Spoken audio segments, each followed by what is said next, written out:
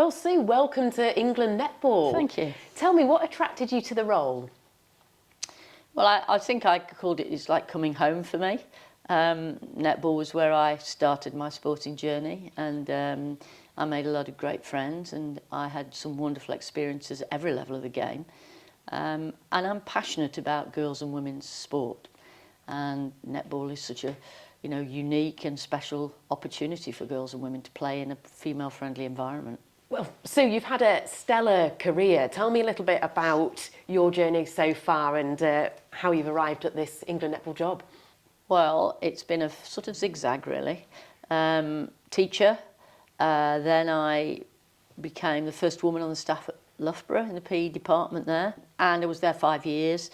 But that experience in Moss Side had left something in me I needed to resolve, and I went back and worked in the inner city. I mean, everybody thought I'd be at Loughborough for a lifetime, but I went and worked in the inner city for 4 or 5 years. Then I got recruited into a thing called the National Coaching Foundation in the early 80s, and all the time I was coaching.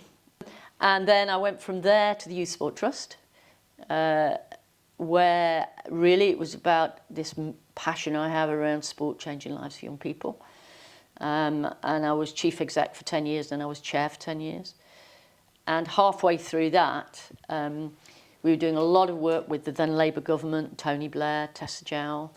And Tessa Jowell on one occasion said to me, "I've got a job I want you to do. I want you to go in and reform UK sport." And I'd only gone to talk to her about school sport, so I was a bit bewildered by that, but I said, okay. So at that point I moved to chair and chair, so chair of Youth Sport Trust and chair of UK Sport. And I started in 2003, just before the Athens Games.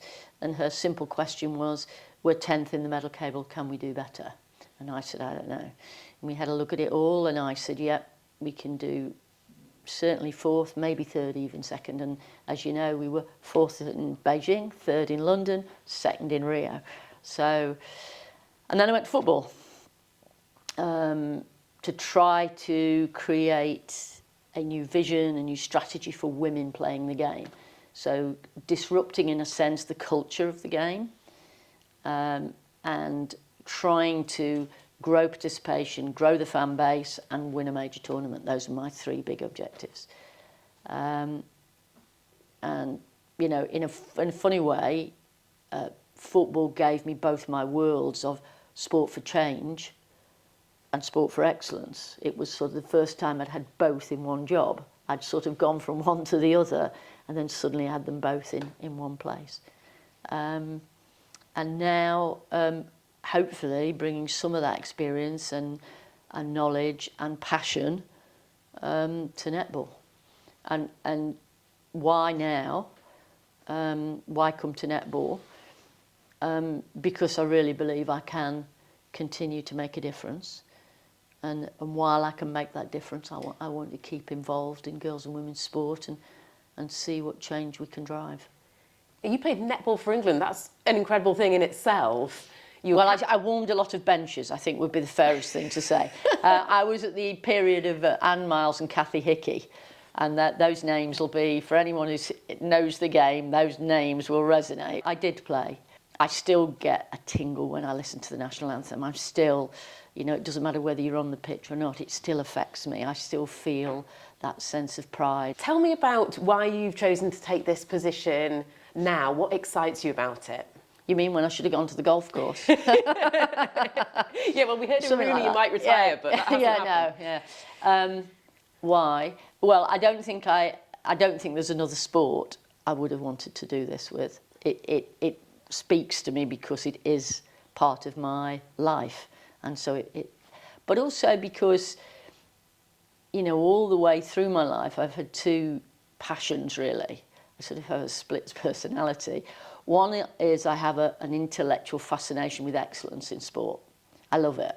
So, you know, that 12 years I did at UK Sport, where we were working with our best Olympic and Paralympic athletes, I learned so much about how you create great, you know, world-leading systems, but great world-leading individuals as well. That intrigues me. And, you know, we, netball, are on the edge of being the best in the world, and I would love to support the team and Fran and everybody involved to see can we make that extra step to be the world's best. That would really excite me. But the thing that drives me and gets me up every day is my passion for how girls and women's lives can be shaped through sport. And that doesn't mean they're all going to be sporting geniuses. That's not the point. But it gives people self-esteem, self-worth, confidence. I just think there's so much that we can do for girls and women. And netball is a sport that, you know, because of the nature of the game, is very much a women's sport.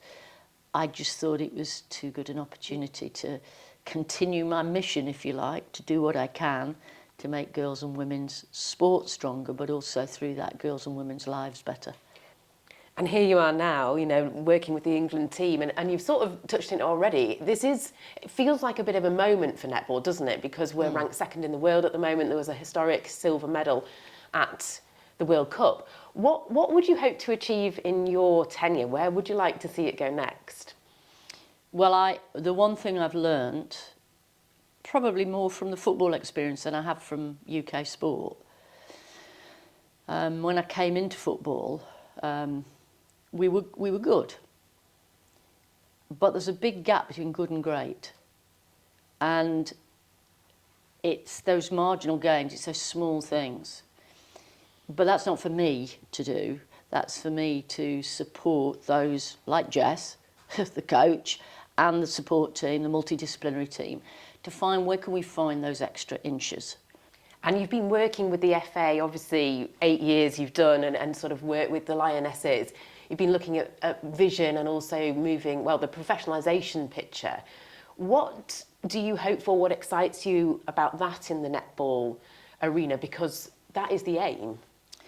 Yeah, I think, look, I know football has a lot of money, and we in netball don't have anything like the same resources, but we're all struggling with the same issues. Don't think because it's football they haven't got the same problems. You know, it's resource, it's visibility, it's how much we pay in the player. It's all the same questions we're asking ourselves. So I think my experience of setting up the professional league for the women in football, which we finished in August. I've been there, I've seen the pain, I know what the pain is. It doesn't mean I can make the pain any easier, but I do understand it. So I'm hoping, you know, you've got your new National League just about to start. Mm-hmm. I'm hoping that, you know, I can work with that board to support in whatever way I can. But I also think there's something about us all getting together. You know, I've already talked to Nikki at football. You know, she's the new chief exec of the professional game there. Cricket, rugby. We're all facing exactly the same issues. We're not valued enough. We don't get the same broadcast coverage. They don't want to pay us the same amount of money. Maybe we've got to do more about fan base, and, you know, there's things we can do, but there's also things we need. We need women's sport now to get a real boost somewhere.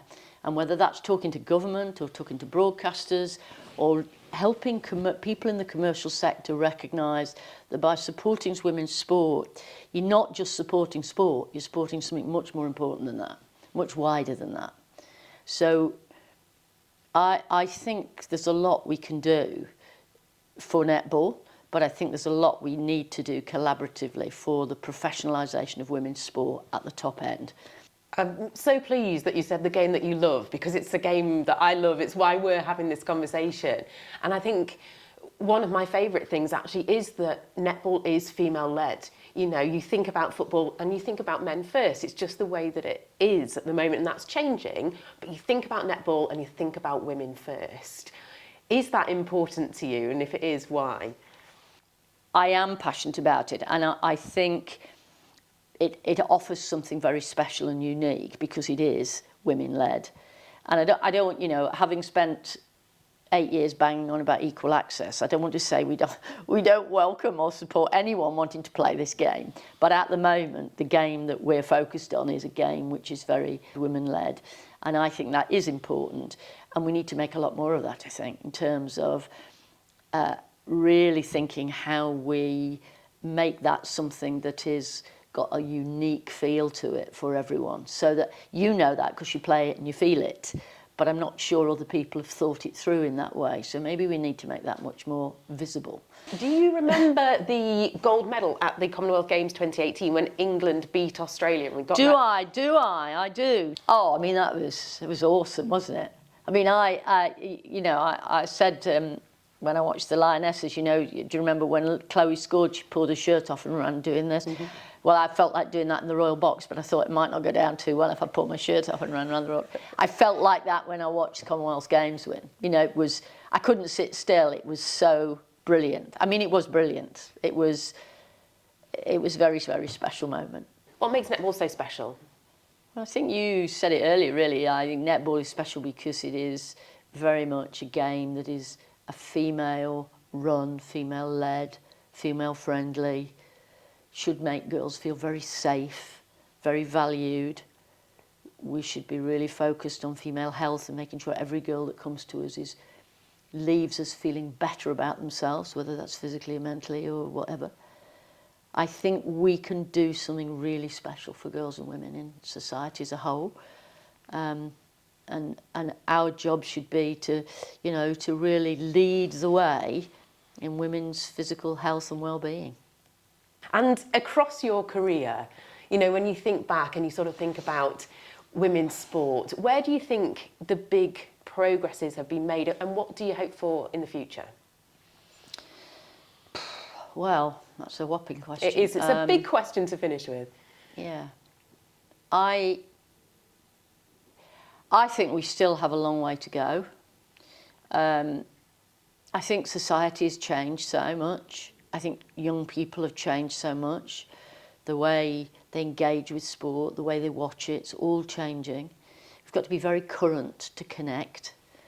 There's so many other things. They spend their lives staring at screens. I don't think sport has ever been more important for young women than it is now. Convincing policymakers and people that provide it is slightly more challenging. But I think it's a vital component of education. I think it's massively important for our physical and social well-being and, mental health. And I just think we've made a lot of progress, but I still think there's a heck of a way to go. And particularly in the professionalisation of women's sport, we've still a long, long way to go. But that's why it's worth fighting for.